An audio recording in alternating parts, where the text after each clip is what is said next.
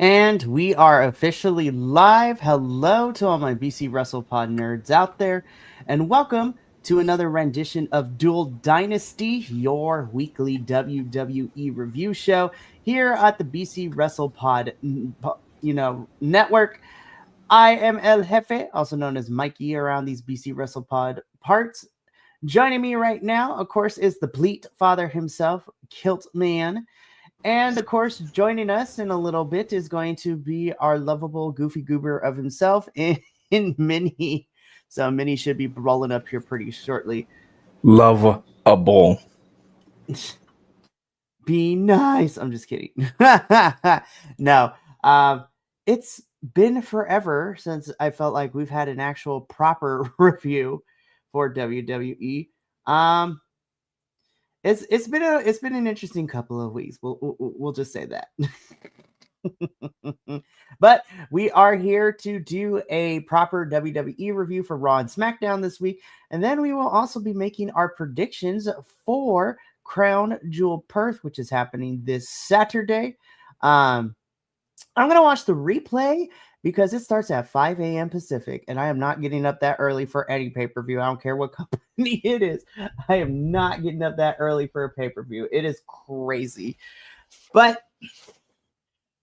yeah, so we're gonna go through all that goodness. But before we get into it proper, if you are new here, we're gonna get these announcements out of the way quickly.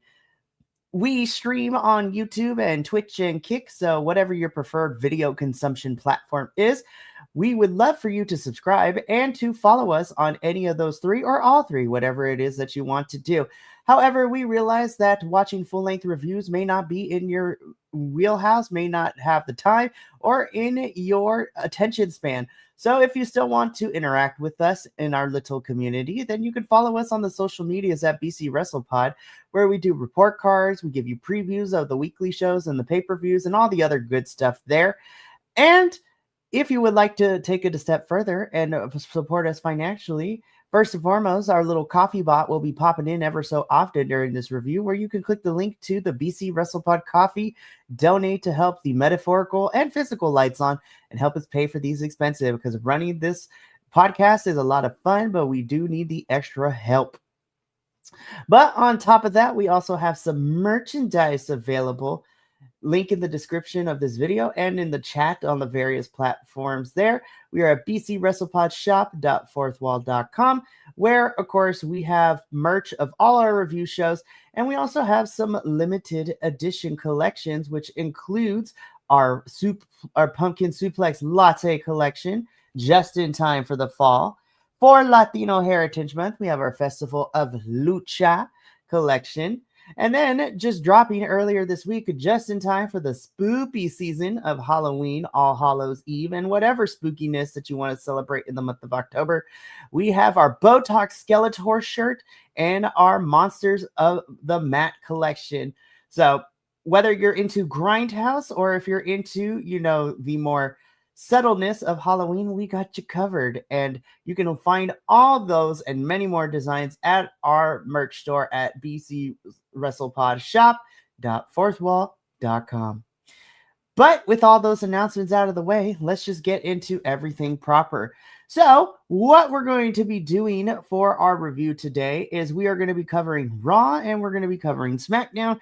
But instead of going through the show from top to bottom and covering everything, I've kind of compiled the three biggest points that I, came up with and learned about and discovered while watching Raw and SmackDown this week of our overarching narratives. We are officially in the go home week, where Raw and SmackDown are the go home shows before Crown Jewel Perth this upcoming Saturday. And we have some things to discuss. So we got three talking points for Raw, three for SmackDown, and then we'll get into our predictions. So, yeah, Raw and SmackDown are continuing to exist in the wrestling week. And instead of covering the whole show, we're just going to talk about the 3 points that I think are the most important. So, let's just kick things off with Raw. Ooh, hold up. Let me bring it in just in time, too. You're late. Yeah, man. What the hell? But I'm here. That is true. You are here. Can't say the same thing for the professor. I'm just kidding. Love you, Professor. Hopefully to see you very, very soon. And you're just in time, Minnie, because we're just about to start Raw. Okay.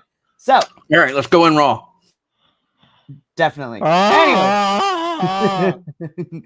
Alrighty. So let's kick off of things with our first topic, which happens to deal with Rhea Ripley and Io Sky. Enemies of my enemies are my best friend? ? So Raw opened up with a confrontation that kind of tried to blend respect, resentment, and betrayal all in one segment.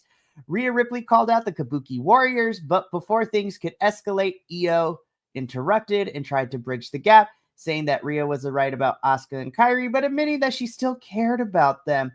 It was in this moment of emotional honesty that quickly went off the rails when Asuka demanded an apology and Rhea told her to basically go to hell, which we love. The tension boiled over into chaos with the Kabuki Warriors attacking Rhea and Io jumping in to save her, only to get blasted with blue mist for her trouble. So, what could have been a moment of redemption turned into complete mayhem, leaving both Rhea and Io laid out. So, boys, the first talking point here. Do you think this angle did enough to reestablish Io as a babyface, or did this overcomplicated segment end up muddying the waters for everyone involved? Kilt, I'm going to come to you first. It's going to be very moneyed regardless. Io got smurfed this week, kind of like how Rhea got smurfed last week. Because holy crap, that was a lot of mist. She was a blue head to toe practically. Thankfully, they scaled back this week, and Io only got, like from the chest up.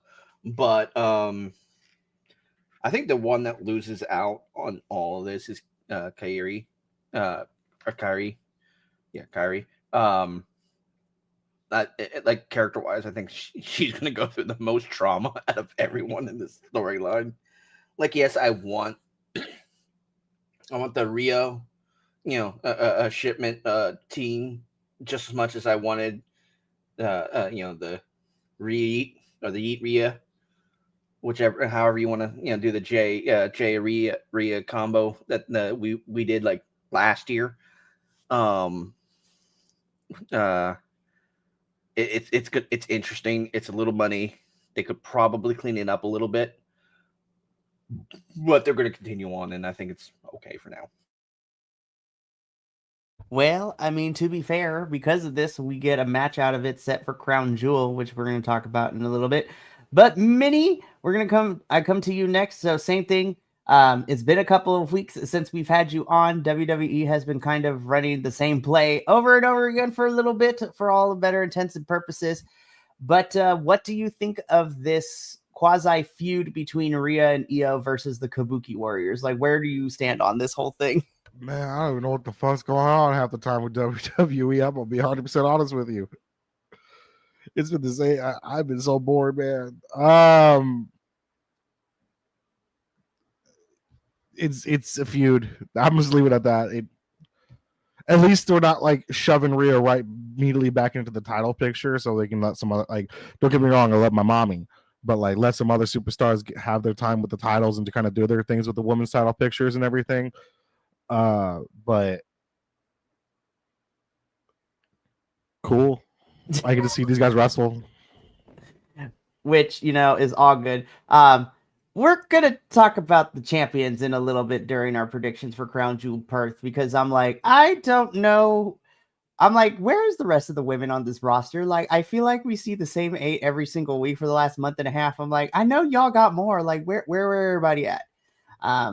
So my thoughts on this whole situation. Am I excited for this match at Crown Jewel Perth? Yes, because I think Asuka and Kairi and Io and Rhea are fantastic. However, I'm not the biggest fan of how we're getting to this. I understand we had to speed up Asuka's heel turn because of the fact that kind of threw the women's championship storyline for a loop of trying to figure out what to do with it next. But we have 2 women's storylines going on, and then everybody else is not on my television screen. So I'm like, okay. So my final verdict, my final thoughts on all this thing. I agree with you, Minnie. I mean, it's a feud. Lisa gets these 4 onto television, and they're going to be on the pay-per-view. But unless this evolves into one or both teams going after, in my opinion, the tag team championships, we're going to keep spinning our wheels. And my fear is what we're going to get at Survivor Series next month with the women, if we even get a women's match at all. But we're not done talking about the women quite yet, because this gets us into our second talking point for Raw, which is, again, more women's division chaos, this time in the form of Bayley, Lyra, Raquel, and Roxanne. So this week saw another tangled web in Raw's women's division. Bayley is still reeling from being abandoned by Lyra last week. She tried to make peace, only for Lyra to tell her she was on her own. Again, Bayley is going through this multiple gimmick/personality thing that's happening with her right now. So hello, the role model, like Bayley is going through her catalog of characters. So again, Bayley wanted to make peace last week. Lyra told her she was on her own. Raquel, with Roxanne by her side during this, whole entire thing, took advantage of that isolation and picked up the win over Bayley in their match. But as soon as the bell was over, Raquel and Roxanne would launch a post-match beatdown on Bayley, which then prompted Lyra to step in. And surprisingly, it was Bayley who fought back and saved Lyra from the assault. It's definitely a strange shift in dynamics. Bayley, once the ultimate opportunist, now seems to be showing loyalty while everyone else around her. It's weird. Like, I don't even think WWE knows how they're going to handle this multiple gimmick personality thing very well, because it's already getting crazy. But Bayley and Lyra are apparently going to be working together somewhat. Lyra doesn't trust it with, the Judgment Day girls, which that's a whole nother conversation we can have at some other point, because I'm like, just what are we doing with Judgment Day? So my question for you both is, with Bayley, you doing this whole, gimmick of the multiple personalities, the multiple gimmicks, what do you foresee, what is the long-term goal for Bayley in terms of all of this? And do you think it's something unique that the women's division needs, or do you think this constant back and forth is just making it feel directionless? Kilta, once again, I'm going to come to you first. So what do we think of Bayley, Lyra, Raquel, and Roxanne and the whole situation we got going on? It's really directionless, in all honesty. I'm not even sure what's going on right now. Because I see, Lyra trying to meet Bayley's friend and then become, Bayley's not liked person. I'm not gonna say enemy or upset with her or whatever. Just not liked. Excuse me. And then she goes on NXT last week and is now Tater Tot's favorite person. Well, even more so. And I'm like, you know what? One of two things needs to happen. Either they need to bring Lyra back down to NXT and just keep her with Tater Tot, so that way those two can, be a team, because I think that'd be a great option. Or they need to move Tatum up, let Bayley continue this whole weird fucking thing, almost Ron Killing style, because that's kind of what this is giving credence to, in my opinion. And then just let Tatum and Lyra just have fun. Personally, I just want to see more Tatum, but that's because Are we deep enough where I can start cussing again? We're in 17. I'm a giant simp. You are a giant simp. But no, it's confusing. It's kind of not. I wouldn't say boring, but it's they're trying to do a weird thing that mixes the voices in Randy Orton's head and the multiple personalities of R-Truth/Ron Killings, and which is technically a rip off of Mick Foley and Buddy Love and Mankind. So it's kind of like they're trying to make this thing just together, and it doesn't really work that well. It's like it's working, but it's like me on a bad knee day. It's like I'm there, going slow, a little confused, mostly in pain. Hey, you know what? That is an accurate That is an accurate description. Minnie, I come to you next. Again, Bailey has been going through this multiple personality / multiple gimmick thing. Lyra happens to be it, and then Roxanne and Raquel, in my opinion, are just there. What do you think of this, and what are we doing?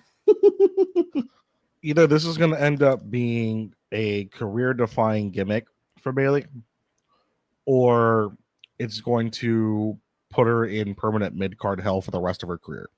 I feel like this is where this is going to go with this particular gimmick. I'm not a big fan of it. But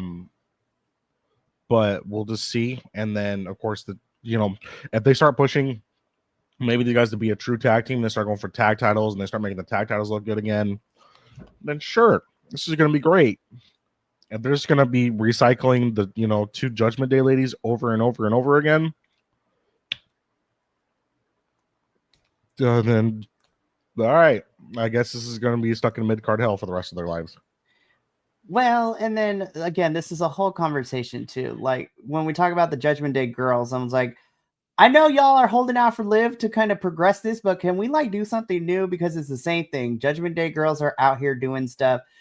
Dominic and the Judgment Day boys are like, will they, won't they? They're together, but then they're also enemies. I'm just like, and it also doesn't help too that the majority of the time that people seem to enjoy Judgment Day is when you send them over to AAA to compete down in Mexico. And I'm just like, okay. Anyways, I really do hope that this is going to be really successful for Bailey. I have said this on multiple occasions. I feel that within the last couple of years, WWE has kind of poo-pooed all over Bailey and not given her the recognition or, things to do. And, I love Bailey because she is the good soldier, allegedly for WWE, and she does what she's asked of all the time. I'm just like, just let Bailey do something fun and let Bailey, give Bailey something worth it, because I'm like, I don't know what we're doing. And then, of course, we got this feud going on, but you have both of your mid-card women's champions. And then because of Crown Jewel and the way that works, you have your main women's champions tied up in some stupid stuff or non-existent. I was just like, so we're just kind of just spinning our wheels, I guess. But anyway, so speaking of spinning our wheels, let's get into the final talking point of Raw, which is the Bloodline versus the Vision. This is like the fourth sequel where the Bloodline versus insert faction here. And of course, we get the 5,675th return of Roman Reigns in this one. So, oh my goodness. So the main event of Raw this past week brought the family feud full circle. The Usos reunited to face the Vision, which are the Brawns. So Bronson Reed and Braun Breaker, in a chaotic tornado tag team match with Paul Heyman lurking at ringside. Earlier in the show, Jay made it clear that he didn't care about helping LA Knight, who was also being, attacked by the Vision in all of this. And he didn't care about helping LA Knight and was focused solely taking down the Vision. And that energy kind of carried through the match. This match was fast. It was heavy. It was full of power moves. But the ending threw a twist when Roman Reigns showed up, blindsiding Breaker and helping the Usos get the victory. Now, I will admit, while it's all on television and for the fans in the arena, it's always a pop to see Roman back.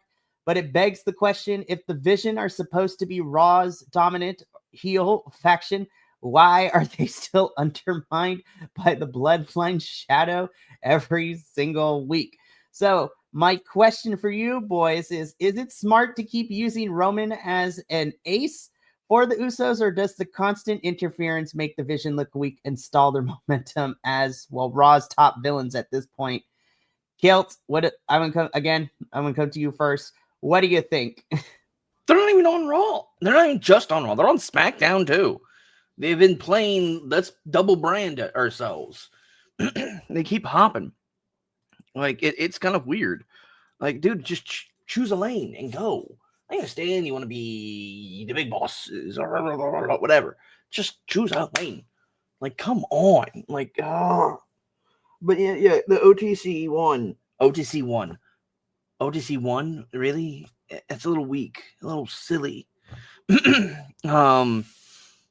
But yeah, the OTC coming back is interesting. I'm surprised he hasn't just fully retired. I know he's supposed to be doing filming, I guess. I don't know. I lost track. Honestly, I don't know if they can really sustain Roman coming back 4, 5, 6 times a year. Like, really, he's gone for a month. He's been gone for a month since Paris. He finally came back for one show. I have great doubts he'll be back next week. He's unreliable, in all honesty, if you think about it. Because, we need him now. Where the hell is he? Who the fuck knows? It's not sustainable for them to kind of just, for that one hit pop for whatever reason they have, just to bring him back, for a limited time only. He's not a collector's item. He's not a freaking piece of merchandise. Well, yeah, technically he is a piece of merchandise, but it's still a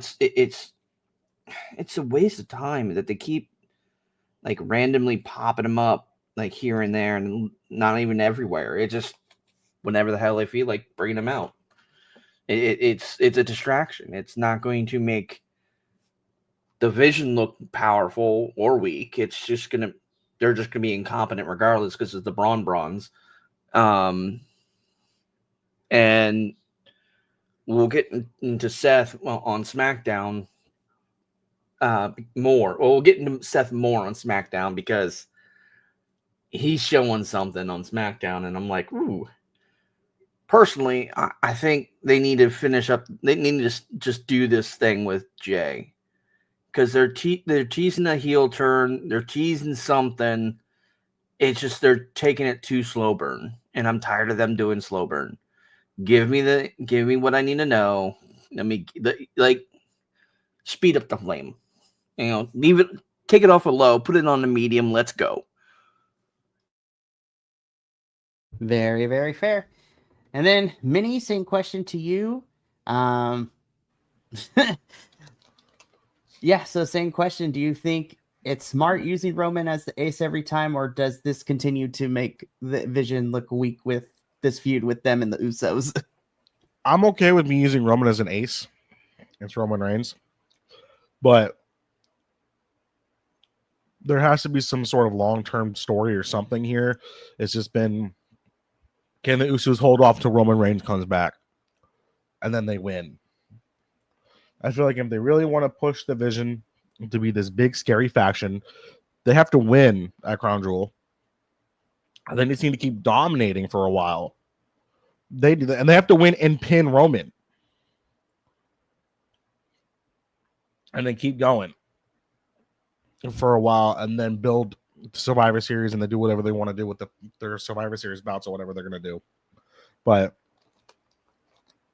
till then, like, it's just been, this is like, what, the 4th time we've seen this iteration of this match? Like, we got to figure something out here.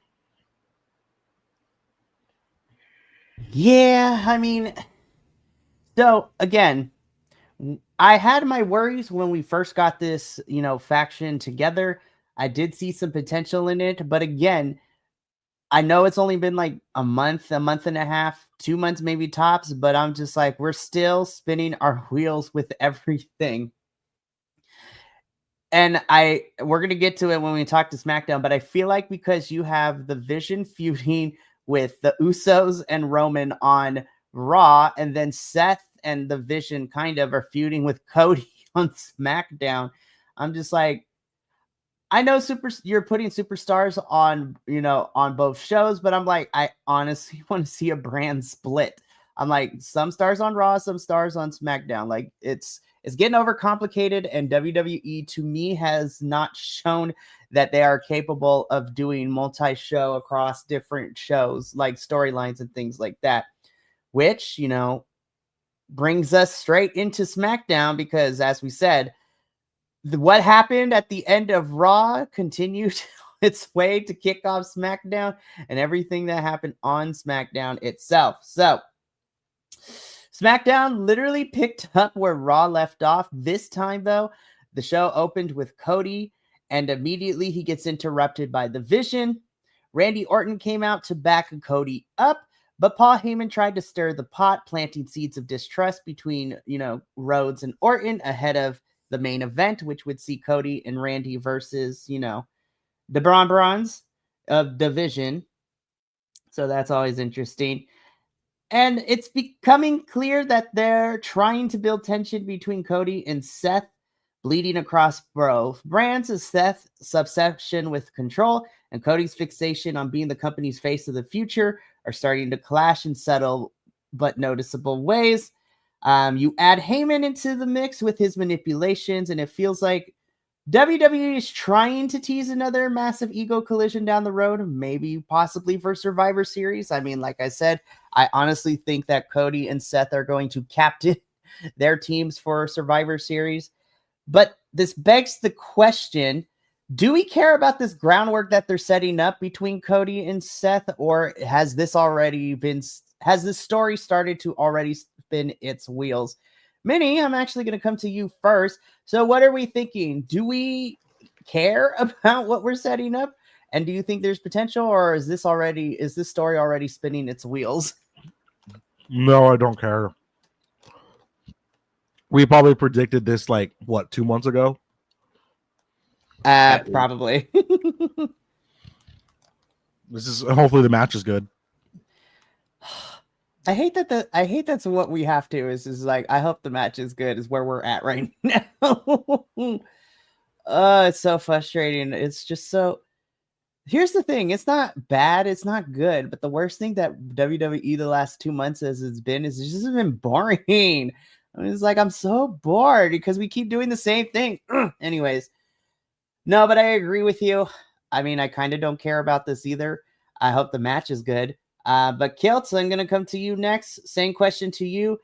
Do you think the story has potential and do we care about it, or has the story already started spinning its wheels? Objectively, it does have potential. Unfortunately, it's spinning its wheels. Basically, they're just showing that Cody's kind of gotten into Seth's head and starting to make him lose it a little bit. My concern is they started something with CM Punk, AJ Lee, Becky, and Seth, and then they just dropped it after WrestlePalooza, probably because of how badly WrestlePalooza did. That's going to be my guess. It's just, I don't know what they're doing. It's stupid. I don't care. Please have a good match. I know these two are great caliber wrestlers. We have decent promo skills. It's just the writing's been fucky-wucky. Creative is just not really. I think they got to Paris at the very most, and we're like, okay, we're kind of figure it out week to week from here on, and that's kind of how it's been. And just looking at everything else lined up, I'm not sure if I care enough. I really don't. I'm tired. I want to rest. Can we wrap this rest this year up in a nice, neat little bow? Because we have a PLE this month, we have PLE next month, and we have a PLE in December.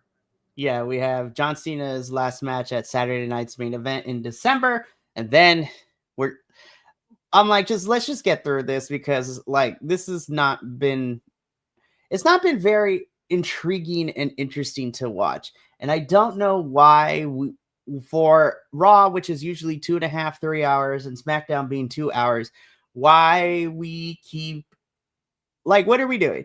And I'm going to put this in here now because it leads into our next talking point.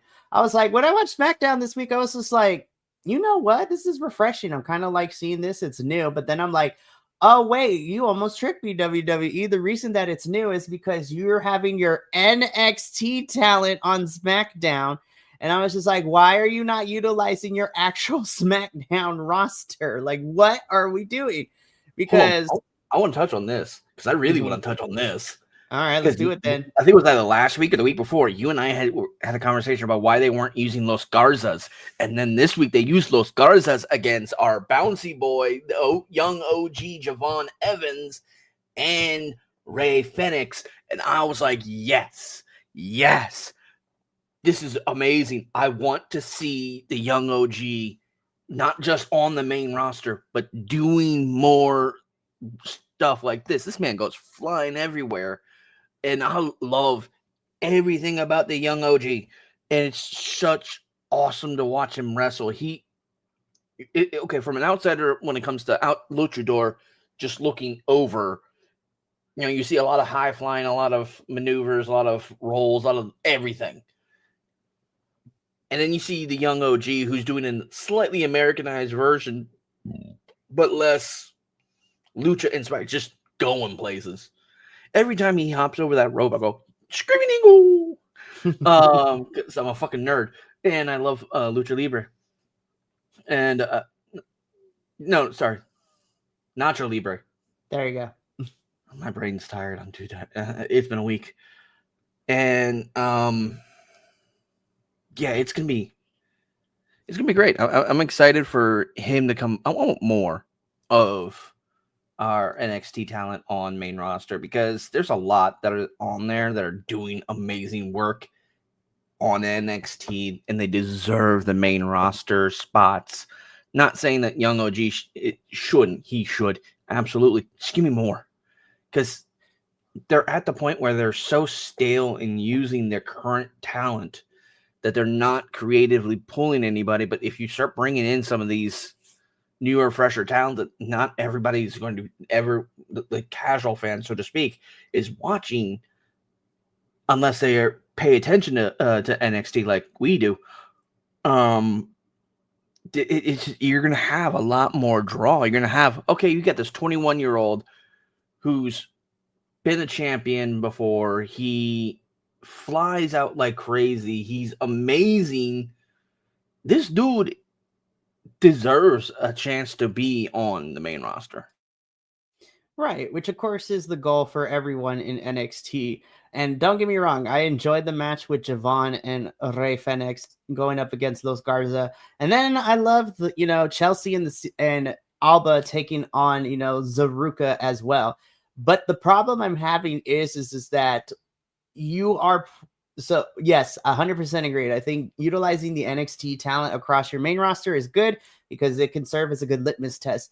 My issue is that you have a lot of your roster on both Raw and SmackDown already. So you mean to tell me you can't find anything creatively or anything to do with the talent you have, that you have to start pulling your NXT kids to come up and be a part of SmackDown, which is crazy to me.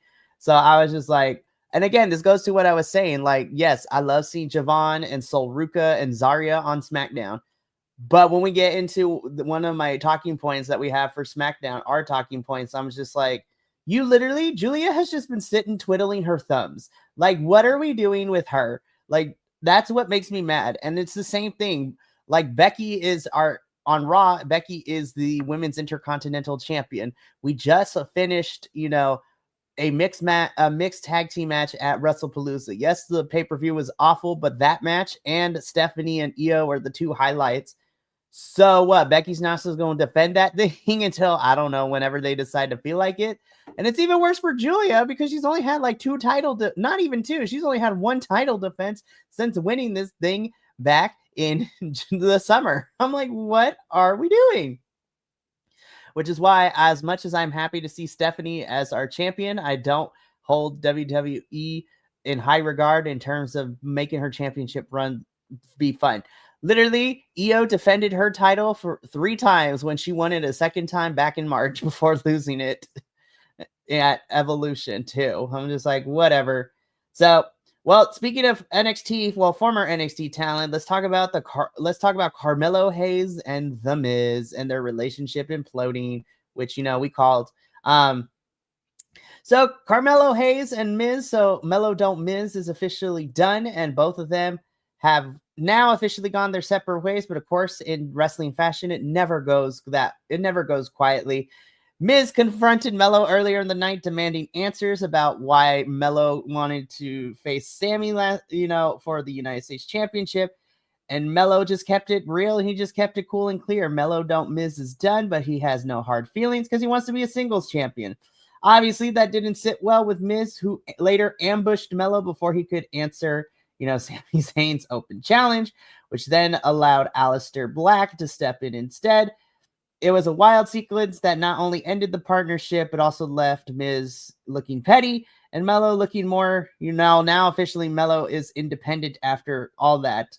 So I think the story did what it needed to. It gave Melo some spotlight and ended the awkward pairing. But the question is whether or not WWE pulled the trigger too soon, which is, I know, really weird to ask. But my question for both of you is, should WWE have let this, story play out a little bit longer to give, Melo's been here forever, to give more Melo exposure on the main roster? Or was this quick breakup the right move before the gimmick wore thin?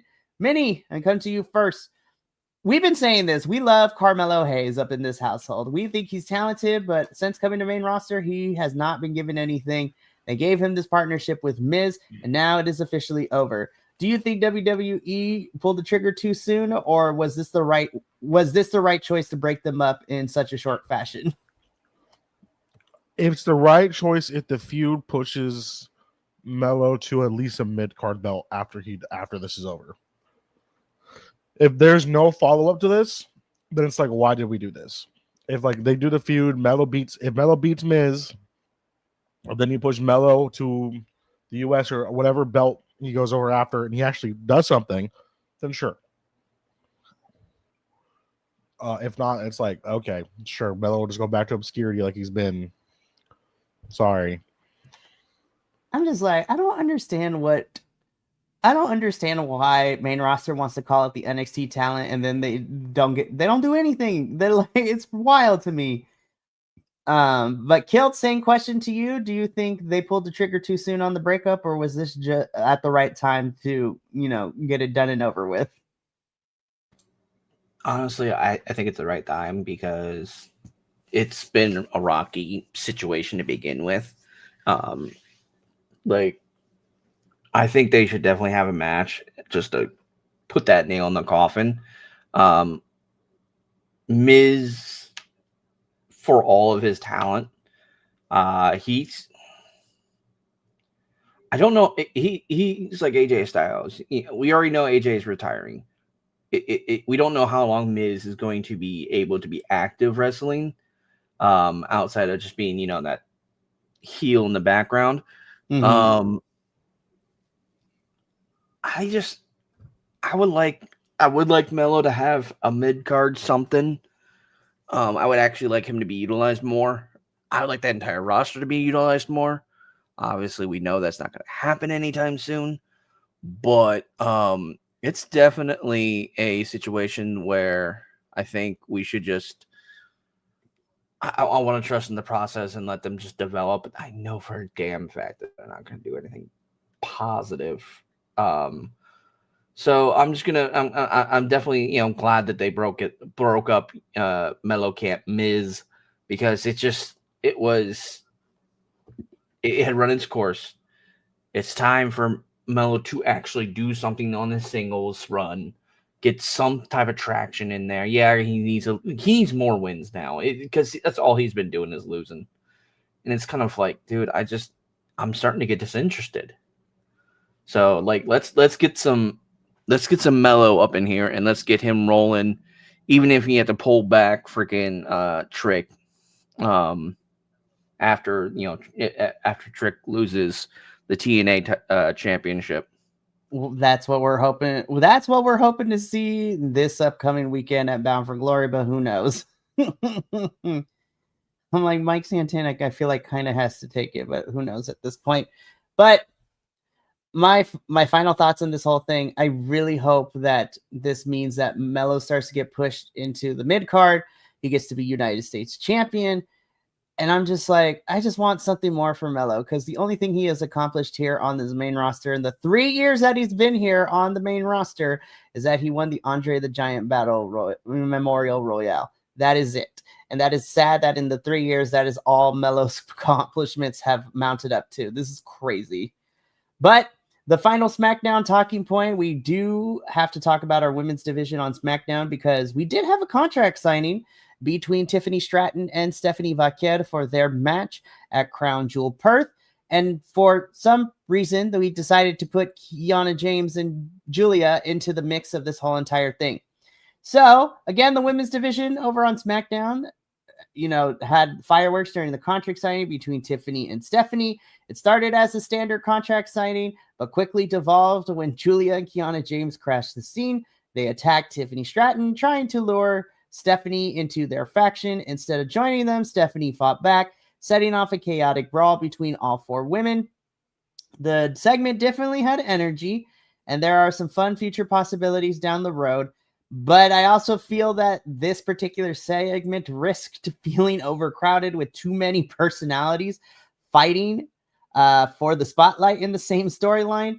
Still, it's one of the few women's storylines right now that, as much as I hate to say that, I'm more interested in than what Seth and Cody are giving me across, Raw and SmackDown.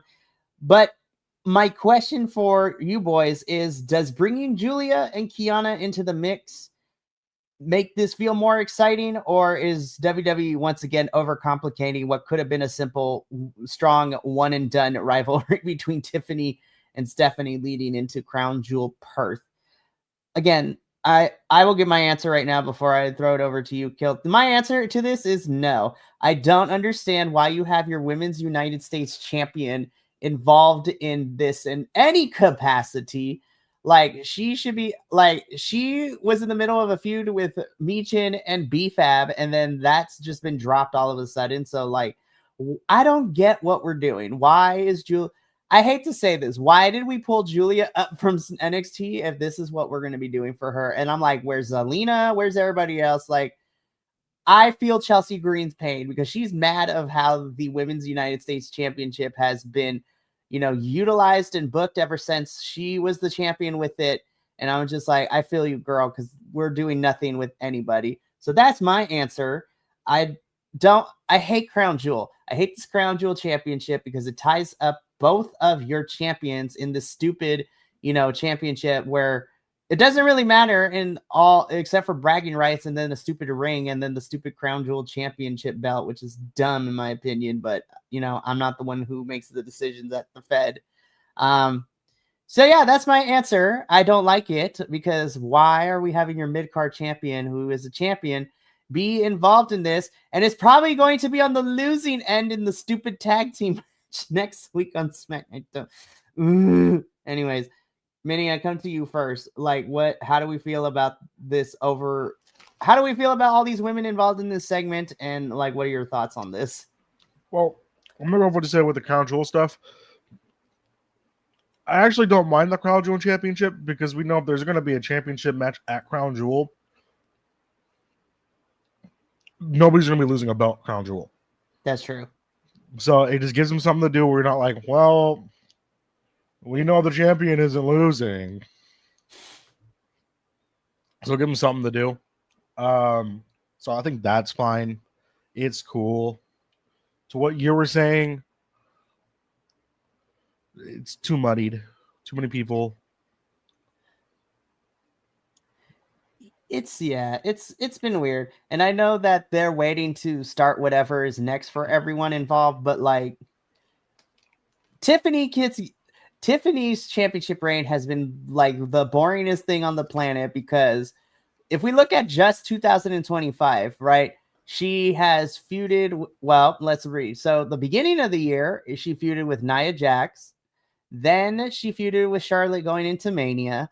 Then after Mania, it was Nia again. Then we went to Jade. Then it was Nia and Jade. Well, no. Meanwhile, it was Jade. Then we went back to Nia. Then we went a little bit back to Jade. And then we had Nia and Jade not too long ago.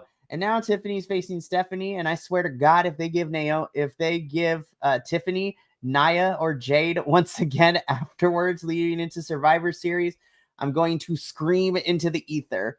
And then I was just like, Stephanie is still newer champion. and she at least got a promo after her win at WrestlePalooza. And so this is going to be fun. I'm excited to see this match, honestly, but I also don't have faith that WWE is going to have a fun championship run for Stephanie either.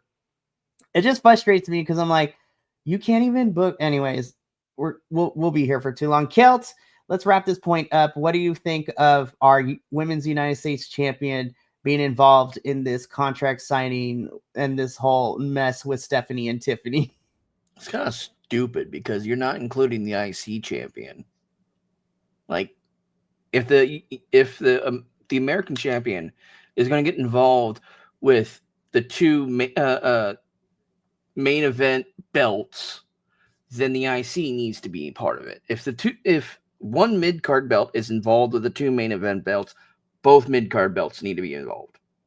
It's stupid. Then it comes to 4-on-1 for no reason at all, and that's boring. Well, it's not boring, but it's not. It doesn't make sense. I understand like the two mid-cards going after each other, two main event belts going after each other. Great, that makes sense. This is just too many damn people, and they're trying to make everything cloudy and weird, and I don't like it at all. Honestly, what Crown Jewel should be is, I know usually like the old school Survivor Series, at least like in the 2010s, just use Crown Jewel as where you have your champions versus champions for the Crown Jewel. So like, of course you have, like, for instance, we're getting Cody and Seth, Tiffany and Stephanie. But then I feel like if you wanted to easily build up the card right now, you have Becky versus Julia, which honestly is a dream match in my opinion. And then you have Sammy versus Dominic, which would also be a lot of fun too. But my biggest thing is with Crown Jewel, currently we have 4 matches scheduled.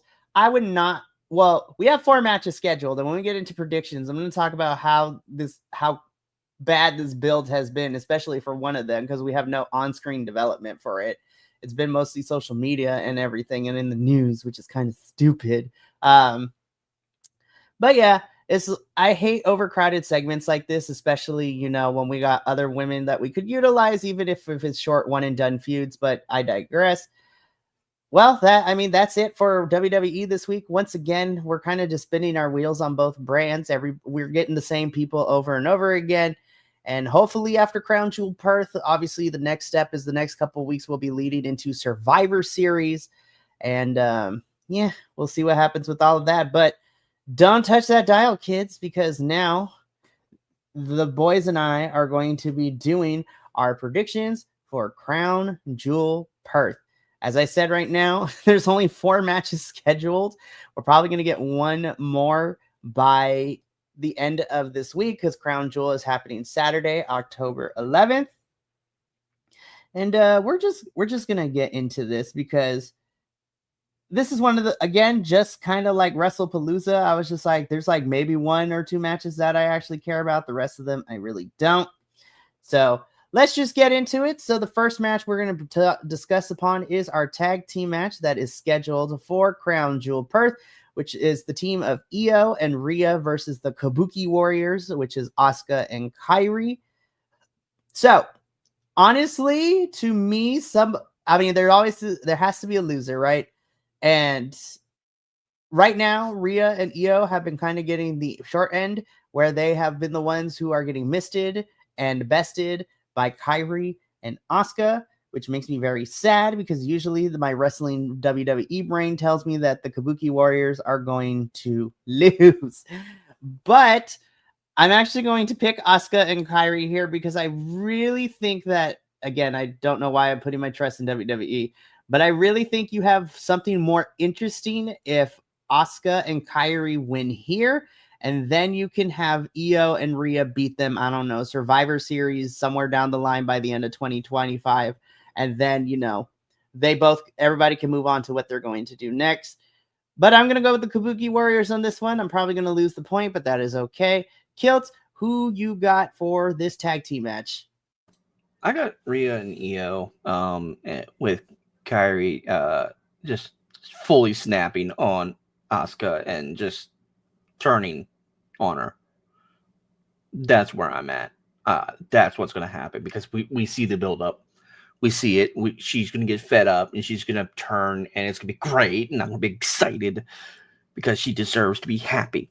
And then, yeah, I'm Io Rhea. Okay. And then Minnie, who you got walking out the winner of this one? Io Rhea, but that will switch if they pull a swerve on us and bring back Dakota Kai. I miss Dakota. I think her non-compete clause is coming up very shortly. So we'll see, because there's rumors, because over in AEW land, Mercedes threw out an open challenge for her TBS championship this upcoming Tuesday for Dynamite for Title Tuesday. So we shall see, because the rumors are Dakota Kai might be popping in, but who knows? We'll see. But we move on into our next match we're going to talk about. On paper, this should be advertised as like one of the funnest, and this could be a really cool match.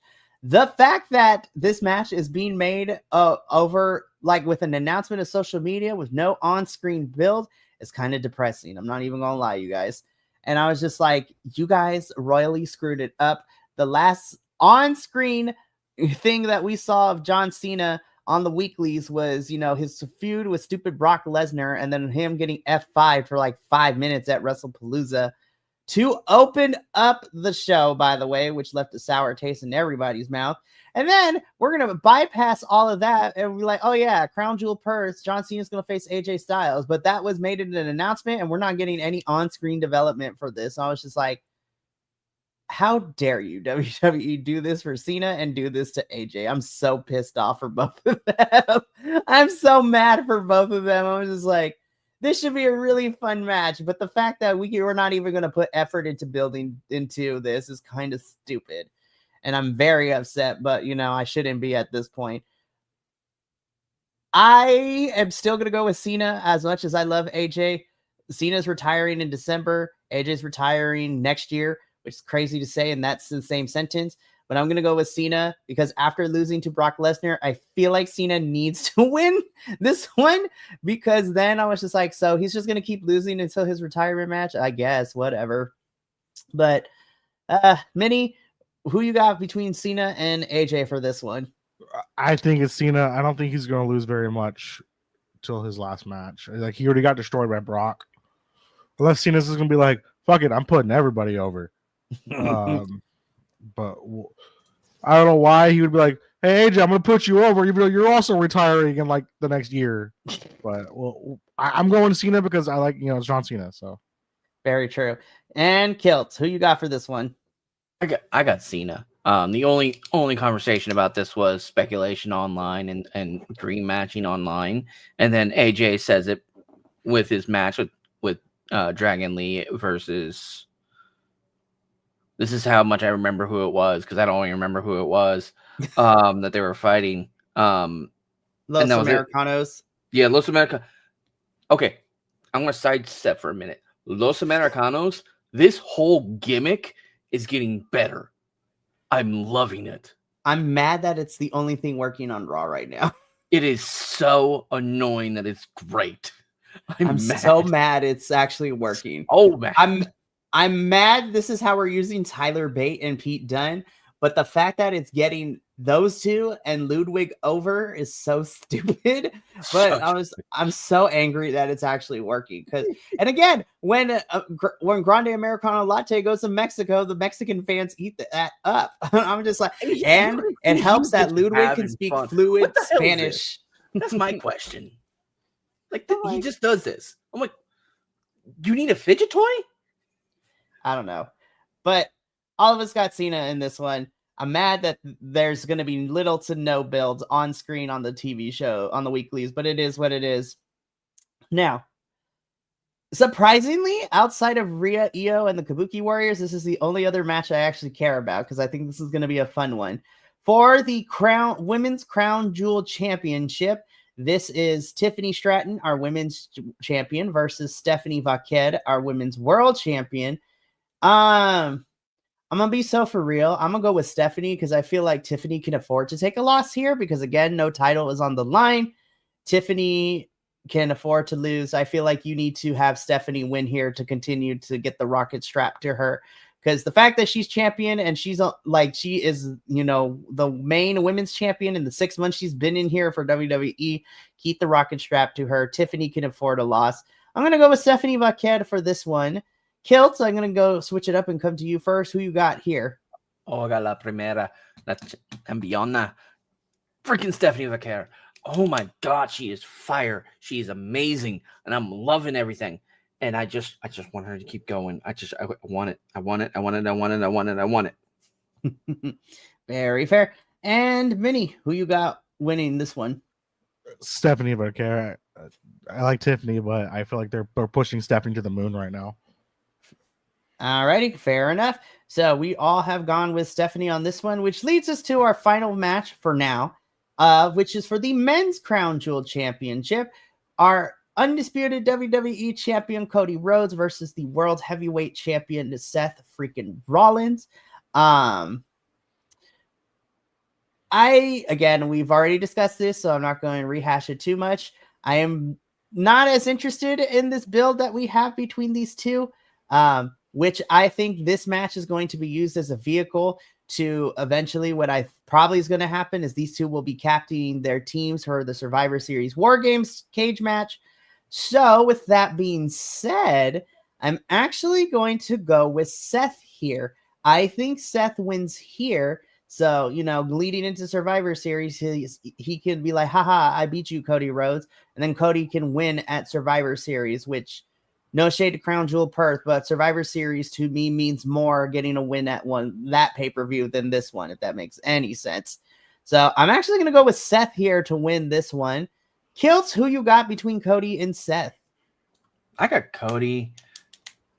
Even though what you just said makes a lot of sense, and I actually like it.